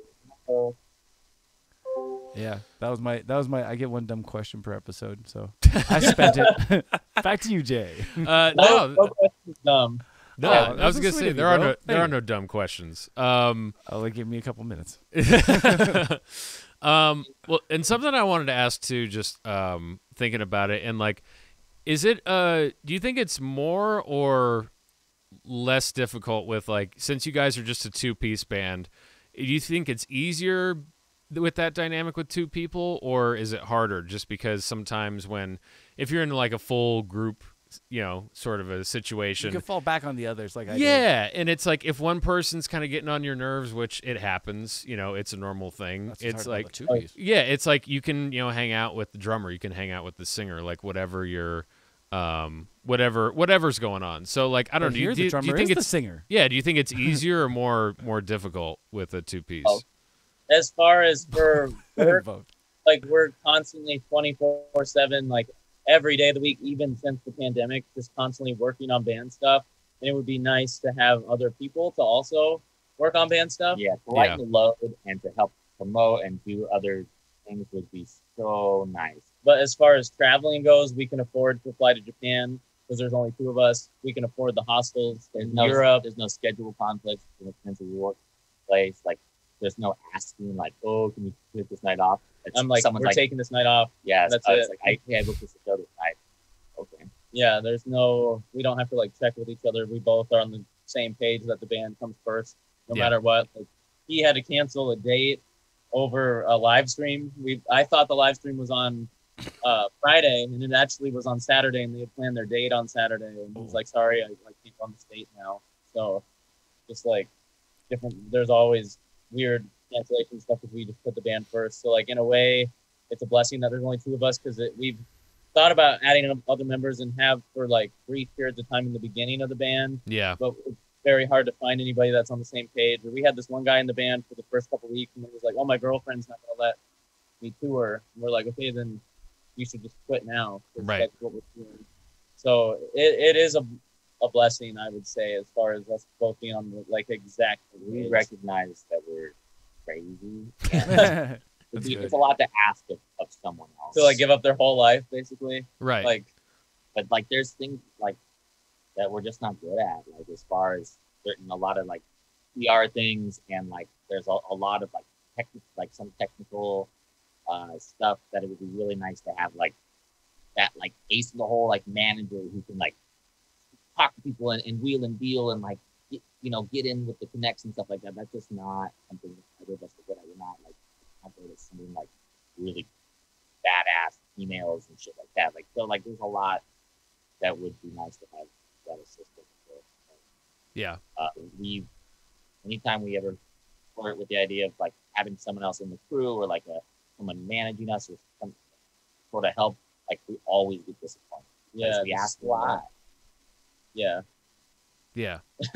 Yeah, we've had roadies on tours, and like we paid for them to like exist for months on tour and bought all their food and their cigarettes, and we don't even smoke, and like took good care of them, and it was still just like really disappointing. Night. We've had like attempts at like managers that were like paying what they wanted to be paid and stuff like that, and it's just like it never works out the way we want it to. Right. Not yet. Right. Yeah, and that's the kind of thing I think that, when you find the right fit, it's just like having another band member, even if it's somebody on the crew side of things, because you're going to be with these people all the time, and you need to find somebody that not only wants to be involved with it and has the same work ethic, but also just, I don't know, gels with both of you personally, and that right Yeah. fit will come along when it's meant to happen, and someone who's, just an extension of what you guys are already doing. Yeah, no, for sure. And right now we're good. Our main downfall is not having the skills of like online promotion. We're like millennials, and Gen Zs are just so much better at the online stuff, and I don't Yeah. understand how they do it. But like, we're just not good at like the online side of it. Yeah, I feel you on that. That's always been a struggle of mine too. I don't know if you would feel the same way. Well, it always was until my son got a little older, and now I don't have a choice because he's 11, and if I don't keep up, he's gonna hack something that FBI comes storming Uh-oh. the house. Yeah. So I had to get a little techie in this later age, but Yeah. Fair But enough. Me too. millennial mindset all day over here. Oh yeah. Yeah. he can teach you and you can take advantage of it, bro. Oh yeah. Oh yeah. He's taking advantage, and so am I. Oh, Yeah. my God. And then also too, I just wanted to ask because I feel like this is an important thing to talk about in band group dynamics. Like, how do you keep your relationship between the two of you like in a positive and healthy place? Because there are so many times where you're just in close quarters and like you get to know each other on tour. I would say you get to know people like in like maybe the most intimate way possible, and that like you're spending so much time with each other, like especially the way you're doing it. I mean, hell, like DIY, sleeping in a van, and like there is no real separate space. Like you two are sharing the same space all the time. So like if you can give some insight into how you just keep that relationship, I don't want to say fresh, but just I don't know, in a good place. Yeah, on tour during the day, like if we're at a coffee shop, sometimes we'll like sit at different tables or different couches. In the van, our newest make of the van, I sleep in the back of the van, he sleeps in the front, so we can kind of both watch our own separate videos on our phones and stuff like that. Right. We do try and have like a kind of separate life at the venue. We try and not like stick right next to each other. We both have like different friends in every town, which is cool that we have like separate friends that we like keep in touch with and stuff like that. So we really try and be separate humans, I guess, because we are together so much. So we respect each other's privacy when it's possible. But also like when we don't talk to each other, like we miss talking to each other. Mm-hmm. Like we're both, kind of weird together. So like we when we're not around, like I don't know, we enjoy each other's company for the most part. Like we fight a lot, it ebbs and flows, but nothing's like a serious fight. We know how to snap at each other and then get back to work. Yeah, we talk some shit and kind of like annoy each other, but like we respect that on. But we both make each other laugh, so it's like I don't know. You'd think we'd get sick of each other, but not really. Just like I keep telling Jesse, it's just easier for other people, bro. Yeah, it's just you. I guess we on it, and we've been through so much that like I think we've been through the worst. Sorry. We've like been through, I feel like, the worst we could possibly go through, that anything now isn't going to be that bad. Right. So I think it's fine. Like we've had stuff stolen on tour, and weird stuff, even though we're super careful. Like we've had any weird thing happen. We've been stuck in storms. We got stuck in California once in a landslide and couldn't leave the town, and like nobody in the town or the police wanted to tell us what was going on, but like we were just stuck there. Like, so we've seen some weird stuff. So I think we're fine with being together. Oh man. Yeah. No, and that's the other part people don't necessarily realize with like touring and stuff. Just crazy stuff that pops up that you never expect, like getting caught in a town with a landslide and you can't leave. This whole fucking country's the Twilight Zone. I'm convinced. Right? I'm like, that's why y'all are so brave, just going out there and making friends and making music. I'm like, yeah. I go out there, but I'm panicking the whole time because I'm like, everyone's a kidney thief, bro. Yeah. Yeah, it's weird. Ice storms, snowstorms, hurricane things, like just any weird situation. We were in which now we learned, we tour with the weather, but like we've had tours where we didn't learn that until we did it. So like we toured through Texas in the summer once, so we went like a week without sleeping because it was so hot we couldn't like sleep in the vans. We'd like walk around Walmart all night. So it's like weird stuff, and now we kind of have everything picked out and strategically planned, so it's just gonna get better from here. That's what's up. Awesome. Kalen, how come you rap so good, man? What's the deal? Because he can't sing. Yeah, that's my singing voice. Yeah. I feel like you actually put a lot of melody into your rap, though. I like a lot of rhythm. I try to make it make sense with the song. I like to do a bunch of different voices while I'm rapping and kind of keep it interesting. Yeah, that's kind of how I started rapping. Was I kicked out of a few bands because I couldn't sing and I couldn't play bass, and I was like, you know what, I'm just gonna do it by myself. So I started making beats, and I'm like, well, I gotta sing to these beats, but I'm like, oh shit, I really suck at singing. So I'm gonna learn. And then I discovered underground hip hop, and I was like, I'm gonna learn how to rap. And So for a long time, I really stuck with rap. But I Well, feel not like I now. got a good grasp on it now. Yeah, I like his rapping. Fucking Yeah. hey, yeah. No, It's I- fun. It takes me, I can't freestyle very well. It takes me a long time to write a song. So like, it's just like anything else I do. Like, it's not like I'm like blowing off the dome or like I make it look easy because I practice the shit out of it. Like it's Right. hard. It's not easy. Yeah, but I'm like, it's like I think it's fair to say I'm the hip hop expert of the panel, and I'm like, at Yeah, least yeah. amongst the two of us. yeah. But what you bring to it is different than what is called for in the freestyle anyway. There's like a depth to the line, like when you get to that intensity of the reference and the metaphor within a single line, and then knowing it's gonna rhyme or you're gonna do like some sort of shift, but the couplet will make sense. However you connect it, I'm like, that's a little bit higher level, I feel like. So Yeah. I mean, I get that you feel like there's a comparison to be made, but I never do. Battle rapping is different. Yeah. Absolutely. I was like, I battle this cat right after we're done with you guys. That'll be the outro. Right. Right. Maybe it's all just like rhyme with Brown and Town and Crown and you're done. Yeah, no, I can't. I won't be able to hold a candle to your freestyle. But My freestyle sucks. yeah. But no, you were sorry. You were saying, Kalen, you were talking about getting into underground hip hop and things like that. Oh yeah, and I love, like you're saying, like I love crafting, multiple rhymes per line, and like all the words kind of like flow in a way that is melodic, and like before I had an amazing drummer, like I tried to write my raps like they were like a rhythmic instrument, and so when we started, I thought about cutting out so much rapping, and really, I enjoy doing it. I like it. I like listening to it. We also really like screaming. Like we love being really like heavy and like metal. So this band really gave me an opportunity to it. It's like I would try to do it before, but screaming over beats is awkward, and then like screaming in jazz is awkward. Yeah. So like this band is like a perfect outlet for All of our needs, I guess. yeah. Definitely. It's funny though with the rapping thing though, because on tour we'll have bands that are playing and they're like, "Can you come freestyle on this song we're playing?" And like Kalen, like, no, but it's not like because he's a dick or anything. It's because he doesn't really freestyle, know. Right. So sometimes people might take offense to that, like we don't want to jam with them or whatever. But it's like we rehearse our stuff, our like everything so much we don't really know how to do that.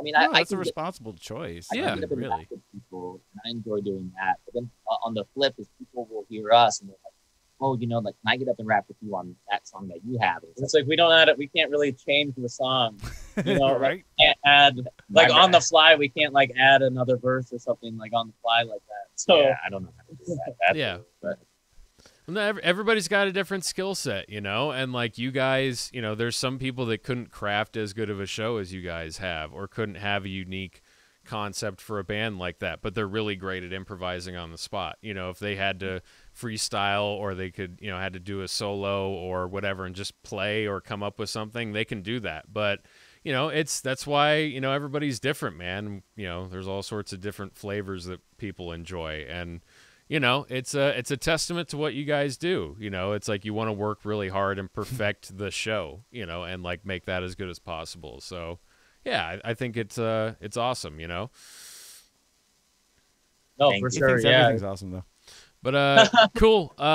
We want to wrap this up, and thank you guys so much for just coming in and like talking about what you do and like touring and like just the whole process of being a band, and like we really appreciate it.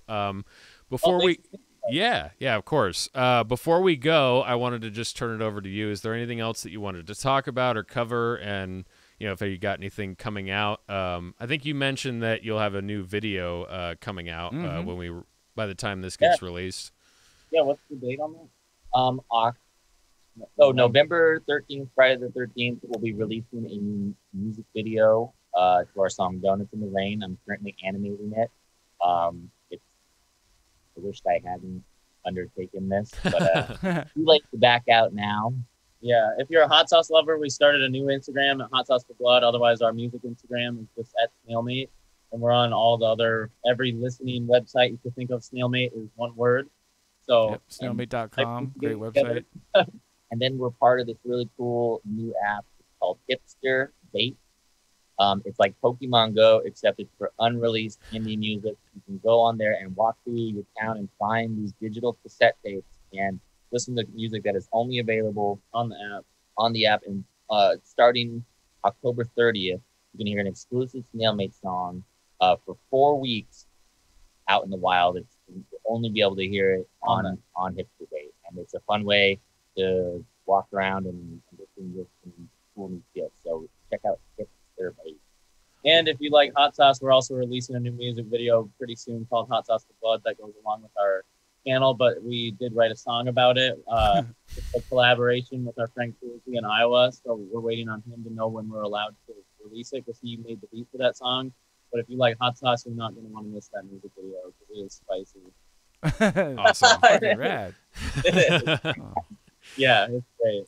Cool. Dude. Thank you so much. And yeah, Thank you, guys. if you haven't, please go check out their music and do a full deep dive into Snailmate. And I can't wait to see you guys when you come back through town, or hell, I'm so We'll go to cooped. them. I was gonna say They're I'm worth so going cooped to. up. I might even just drive to Arizona. Short It's drive. not that far. 10 Fuck hours, 8 hours tops. And anytime you need a show booked in Phoenix, once we're open again, I can help you or any of your friends out with a show here. it. Awesome. So, work at a really good venue, Anyone who's watching, reach out to us. We love talking to people and meeting friends.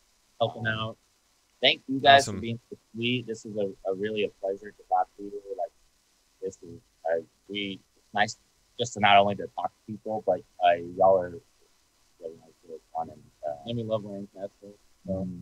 Cool. Yeah. No. I love you guys, man. Yeah. I Yeah. admire the shit out of you guys and your music too. Yeah, we love you, and we definitely need more of this with people communicating and just being cool to each other and helping each other out. So it's appreciated on both ends, I think. So anyway, thank you guys, and we appreciate you. Yeah, thank you. Thank you. Right on, y'all.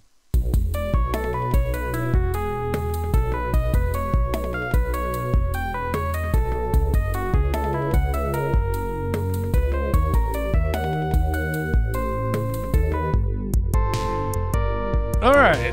Yep. Hey. Hey, you're still there. Yeah, you're Hey. still there. Hey. Oh my goodness, We survived. We did. We rode the Snailmate and lived to tell.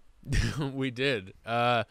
Well, again, like I already knew about their experience with touring because just following them on social media and seeing their posts, and like even just seeing the schedule and going like, oh my god, like it's just a huge undertaking, and actually getting to hear it more from their perspective of talking about some of the stuff they've had to deal with, or kind of more the process about putting that together. My hat's off to them. I want to be in their shoes one of these days, and like being able to go to all these cool places in the world, and living through that whole process. It's yeah, that seems to be kind of a dream for you, right? Like you want to be on the 300 gigs a year situation for a while. I mean, You about that tour life. here's my thing with it is that I've met people that have done it for a long time, in the sense of like whether they're teching or they've been roadies forever and stuff, or even musicians. And so for them, it's not that they hate it, but it's a matter of like, I've met a lot of people that after doing it for 20, 25 years, 30 years, they want to like settle down and just live a more Start a normal life. family. Yeah. Or, they have a family and they need to live more of a normal life instead of trying to balance both. For me, I'm just not at that place in my life. And with the touring that I have done with just, like I said, either weekend stuff or, a couple times I've been able to go out for like 2 or 3 weeks at a time. And that's been a blessing. It's, after the first time I did that, I didn't, not that I didn't want to come home, but like if I had just stayed out, like, till whenever, I would have been totally fine with that. And not like, this is the greatest thing on earth, but I just felt like I locked into place. Like, just like a puzzle piece that just fits. It's like, yep, this is it. Like this is what I want to do. And even then, like doing it on a weekend, you get a taste of that. And like, that would be like going to some place like Arizona or, New Mexico or, Vegas or things like that. And even just that little out of town jump, or like Northern California, so like, you're not exactly like really far away from home, but you're not like immediately like just going to LA or something like that. Even doing that stuff is like super fun. And it's just like, I don't know, you feel like you're living the pirate's life in a way, in some small way. there's a freedom to it, perhaps. Yeah, it is. And it's like, I don't know. Maybe I'm just, some people think I'm like, Well, they say you're the space cowboy. I've heard them call you Maurice behind your back. yeah. Well, I speak from the pompatus of love. See, That's far out. you're trying to get me. Yeah. Oh, whistle even. That's as best as I can. Yeah. If you only had a wah-wah pedal hooked up to that microphone, then you could do the actual sound effect. Hey, shout to Max, episode 6. All You're teching, baby. right, hold on, we're capped out. I did one already, and you did one, and there's That wasn't an official shout. That was a command. That wasn't like, hey, I'm glad you're okay. here. It's like, All hey, right. back to work, well, bro. there's Bro, we're all adhering to safety guidelines and health He's guidelines. staring right at me. And the FDA only allows one maximum Max Taylor shout out per host per episode. But you're saying it now. Well, no, I'm talking about the shout I'm out. going to say snail mate. Okay. Just because to balance it out. All right, that's fine. I love snail mate. Little word association. That's Yeah, fine. when you say Max, I say snail mate. Yeah. Max, snail mate. Now, whenever I hear Max, I just think of the word shout out, and it's just kind of like affected my perspective a little bit. Yeah, indeed. When I think of the word Max, I think of my favorite department store, TJ Maxx. They have the best selection of snacks you shouldn't be eating right there at the checkout. And it's a long fucking checkout. And so big old shout to TJ Maxx, not Taylor. TJ Maxx, where you don't need to buy snacks, but you might as well. But you ought to. You're waiting in line forever. Yeah. To buy that belt. Yeah. That's the only reason I go to a place like that is to buy a belt. Cause, Yeah. Anyway, the pride of Arizona, snail mate. Yes. So we thank them again for being on the podcast and being such cool people. Such lovely humans. yes. God damn it, that was sweet. And yes, in the description below on YouTube, and also we shouted it out during the interview, but I'll just say it here. We were shouting the whole time. It's yeah, crazy. yeah, You were alive. Lots of shouting. Lots of shouting. There will be links to their social media in the description of this video. So if you're watching the video version, you can find it there. And yeah, please check them out on Spotify, Instagram, all that sort of stuff. YouTube. They're making a lot of content, and it's great if you're a fan of the band. Lot to absorb. There's a lot to check out, and you really got to appreciate they make it all on their own. There's nobody backing them. They make enough money to make this thing happen to entertain us, and it's great. Yeah. And Why real are you quick. staring at my jar? Well, You're trying to make a segue, but I'm just gonna say, why are you staring at my jar? why is this jar here? Like, let's talk about it. So in post, on episode 1, I think it was, I noticed that there's sort of an issue I have, and I'm struggling to deal with it as I speak right now on mic. It is this word right here, the L word, not the good one from Showtime, but this word. I said it so much, especially talking to our buddy Josh Crumbly, who's coming up soon. Yeah. We're in podcast land, so I don't know whether it's happening or Well, coming it's or going. we've been taping these about a month in advance just to edit it That's and right. get guests, and yeah, 'cause Now you're it's- behind the wall, folks. Yeah, so you get a can see. little sneak peek into how we do stuff. So the premise is simply that in order to try to get myself to stop doing anything adverse like I've always done with my adverse behaviors, I've charged myself money. So I'm going to go back through the episode, scrub it for likes. Then that one doesn't count. Oh. And then I put $1 in. And then next week, we're going to discuss the different charities that I'm going for because I'm going to, want to share what we're up to here. If I count Jesse's, I'm going to go broke, though. Can I say I'm going to focus on mine and we'll see about yours because I'm today gonna was I'm gonna L heavy. I'm gonna start a little he's seed gonna money fire in it up. here because I have a tendency to say all the time, among many different verbal things that I want to cut out. So I would like to, because it never sounds like the Chuck Yeager airline pilot, like, yeah, this is the podcast. It doesn't sound Why like don't you that. talk like that while we do this thing? I don't know. I could. The balance between like my really high pitched shoutiness and your fucking this is your All right, captain this speaking. podcast is at a Damn, you cruising sound like a altitude Cessna of right now, about 30,000 feet, and we're going to be landing in the I feel Dallas like it just Fort took a Worth Xanny. area I'm in so about calm. 30 I'm ready to minutes. fly. Look Yeah. at you. Yeah. Well, You should have been a pilot. I want to cut it out, so I'm dropping a couple bucks in the jar just to Wow. get this thing started. Literally putting my money where my mouth is, Davey. Your only mouth was at the bottom of the jar previously. I mean, you don't want to know, just like the drifter from I asked earlier. because You don't I'm want to know. such a curious monkey. But anyway, thank you for doing that. So we're gonna cut out our likes and our ums to try to bring you more fluid music-based entertainment Yeah. without all of the prepositions that we don't need. Or what is though? Is it really a preposition or is it just like a onomatopoeia sort of thing? It's I don't know. It's Is it on Words with Friends? If somebody would drop that in the comments, I'd love to know because they play all kinds of things that aren't words on Words with Friends. I don't Can know. you play It's the void where words cease to exist and you have Yeah. no thought Have you found yourself in the word abyss before like that? all the time. Really? All the Do you time. ever get writer's block? A guy who writes as well as you do all the time? Do you get writer's block? Sometimes, yeah. It's okay. It's not block in the sense of I have no ideas. It's just I usually tend to write at night just because I prefer that. Like I don't know. It's my delusion that I think that I'm trying to be like Bukowski or like Hunter S. Thompson, that I'm gonna like write through the night and come up with something miraculous. So Freaks come out at night. yeah. So yeah, absolutely. Mhm. So sometimes just I might be really tired at the end of the day, and sometimes being that tired gives you like ideas, and other times I just feel like I've got no creative energy by the time I hit that point.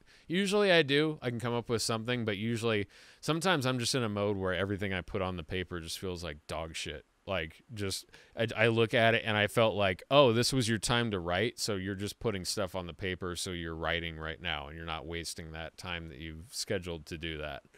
So like that's what happens to me more often than not. I feel like it's not like I'm devoid of ideas. Like I feel like I've got nothing. I have an idea I'm working on, because right now I'm in the middle of actually working on like a story, and Cool. and so that like, well, I don't know. Could I just say what it is? I don't want to say. Yeah. I'm actually.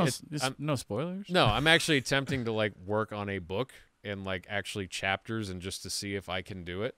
And so Okay. like actual story, like in mapping out a story and all that. And I'm on the first sort of chapter of it, and I don't know, it's weird because I have the idea of what I want to do and I have the story mapped out, but it's actually getting the words down on paper is the difficult part. And sometimes it's like things just are there and sometimes they aren't. So I guess like, I don't know, when you think of writer's block, you think of like somebody that's just sitting there and they can't like, The classic, the pose of the guy with the blank paper. yeah. And it's like, shuddering hand. yeah, but I'm thinking somebody that doesn't have any ideas, like not like, oh, I have an idea for a story and I have kind of the arc of how I want this to go, but like I'm thinking like you have no ideas. And so I guess, I don't know, maybe it's just a different form of it. I think what you're talking about is probably a more real, true, like a visceral blockage of like, because I know Fully exactly what you mean. constipated. The difference between, and this is the other thing that's kind of inspiring the podcast, especially from my end, is that I think people need to take a closer look at what we do when we make art ourselves. It's not supported like it is in other countries in the U.S., so you have to work twice as hard as everybody else to make something happen. You know what I mean? So I think that's a from having Snailmate on to everything else we do, that's a huge Right. factor. And like I feel like people think that it's oh, that's a slacker job. It's like Right. playing on stage is like only like 1/10 of what we get to do. Right. Well, and it's also, you got to think about it from the perspective of you want to do this for a living. I mean, I wouldn't say everybody, but like someone who does, right? You have to put in a tremendous amount of work to get there, with like what we were talking about with, working out logistics of not just like touring across the country and all that, but thinking about logistics of touring in another country when there's like, you might not have the budget to really plan stuff. So it's like, it's the two of them going on the road. yeah. So no, they had 150 shows booked. Yeah. And all of that just literally went away like, overnight. And so it puts into perspective, like, that's the months and months of work is emailing places, waiting to hear responses, trying to work out like how to get there. Okay, I have this place booked and then we're 12 hours away. Can I find anything that's even like, 1 or 2 shows in there that's remotely close? For them, they need to be kind of gigging every day, I would assume, to like, like they were talking about, they tour a lot so they can stay financially consistent between shows and like from getting to place and like just being a band. So I don't know, it's something to think about with, you know, it takes to get to the point where you're doing it for a living and that's the only thing you do. It requires way more effort than just showing up at a place for 8 hours a day. You know, it is this like kind of 24/7 thing when you're booking stuff all the time, and you know. Yeah, the more you desire to achieve with it is like that's really the metric to kind of consider. It's like if you go check them out and see what they're doing and listen to their music, then you know that it's like, and they are very humble, they're very real people, and they explained it's like it's not easy for them to create what they're doing. So imagine the time it takes. It's like, you know, they're not taking any shortcuts, and they're doing it to share it with the world, and they do it in such an open way, so willing to support other people and just be part of whatever's going on. Yeah. They're so awesome. Unlike us. Yeah. It's rad. And speaking of rad, you're rad for watching this podcast. You're all right.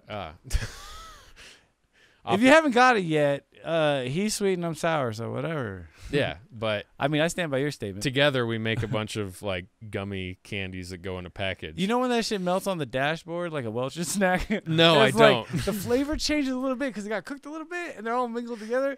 Dude, it's a hassle, but drink that shit or scoop it out the bag. You'll be glad you did. No, because I don't leave my Sour Patch Kids in hot places, you maniac. What's wrong with you? I live in my car so much. Oh, well. I'm like, you know, no, seriously, back when I was like doing way more gigs, I'd always be eating in the car.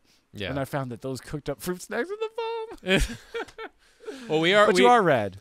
Okay? Well, we talked about this. Frozen waffle. Eggo. Frozen waffle man. Yeah. Literally, see, sweet and sour, frozen waffle, hot gummies. A hot gummy. And together, we used to make tell me that in high something that's an interesting concoction. Yeah. Let's do that. Next ep, our intro will be frozen waffle, hot gummies. We're going to try it as a snack. Yes. Put them together. That'll be the first shirt. That's a lot of carbs. Yes. It's a lot of carbs. And yeah, and that's life, baby. Yeah, and that's life, you know. That's life in the big city. Don't take any wooden nickels. Roll with the changes, and don't let the door hit you with a. We'll see you next week. Yeah.